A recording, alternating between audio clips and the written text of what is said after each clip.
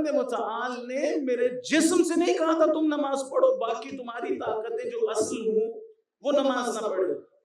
نہیں، خدا چاہتا ہے میرا پورا وجود تمام تر طاقتوں کے ساتھ نماز پڑھے.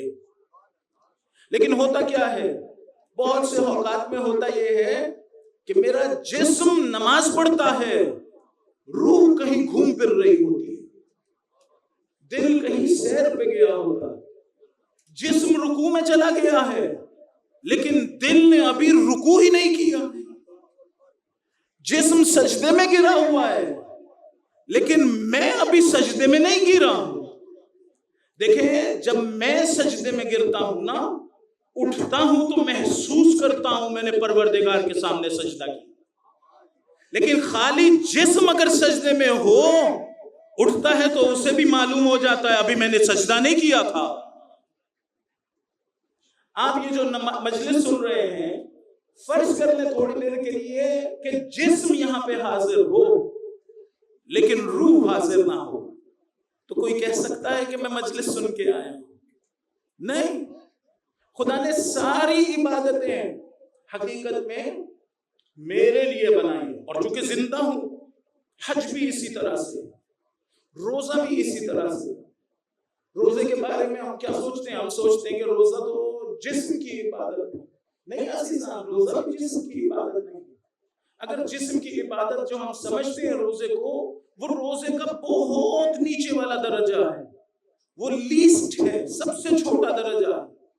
ورنہ اگر بہتر روزہ ہو تو اس کے بارے میں روایت میں آیا ہے کہ جب تم روزہ رکھو شکم والا، یعنی تم نے کچھ کھانا پینا نہیں ہے چند گھنٹوں کے لیے، تو اب تمہاری آنکھیں بھی روزہ رکھیں، تمہارے کان بھی روزہ رکھیں، تمہاری زبان بھی روزہ رکھتے ہو. ایک خاتون روزے کی حالت میں اپنی کنیز کو گالیاں دے رہی تھی، میں نہیں، حضور نے ایک مرتبہ کہا کھانا لاؤ، اس کے سامنے رکھو، افطار کرے گی. اس نے کہا مولا میں روزے سے ہوں. مولا نے کہا یہ کیسا روزہ ہے جس میں گالیاں دے رہی ہوں؟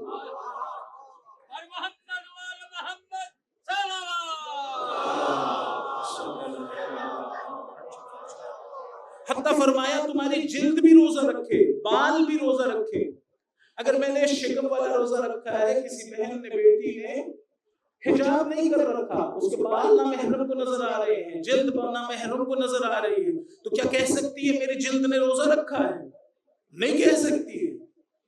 تو روزہ بھی صرف شکم والا نہیں ہے، حتیٰ یہ جو اعضاء و جوارح کا روزہ ہے یہ بھی نہیں ہے جو آخری مرتبہ ہے. البتہ یہ خواص کا روزہ ہوتا ہے، لیکن ایک روزہ ہوتا ہے اخص الخواص کا. وہاں فقط آنکھ روزہ نہیں رکھتی ہے، وہاں فقط زبان روزہ نہیں رکھتا ہے، وہاں فقط کان روزہ نہیں رکھتے ہیں، وہاں دل بھی روزہ رکھتا ہے. دل کا روزہ یہ ہوتا ہے کہ وہ اپنے پروردگار کے علاوہ اور کسی کی طرف توجہ نہ کر رہا ہو، صرف پروردگار کی طرف متوجہ رہے. دکان پہ ہو، یونیورسٹی میں ہو، دوستوں کے ساتھ، یہ دل کا روزہ. یہ شکم والا روزہ یہ شام میں کھل جاتا ہے مغرب کے وقت، لیکن وہ دل والا روزہ نہیں کھلتا ہے، وہ پورے ماہ رمضان میں جاری رہتا ہے.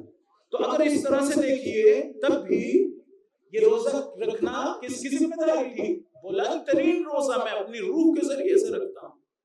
یہ نہ سمجھیے گا کہ میں کہہ رہا ہوں کہ اس بدن کے ذریعے سے عبادت نہیں ہو رہی. نہیں، جب تک زندہ ہوں اسی کے ذریعے سے میں نے عبادت کرنی. لیکن یہ کہنا چاہ رہا ہوں کہ جو حقیقت عبادت ہے اس میں میرا حضور شامل ہونا ضروری ہے. اس کے بغیر عبادت نہیں ہوگی.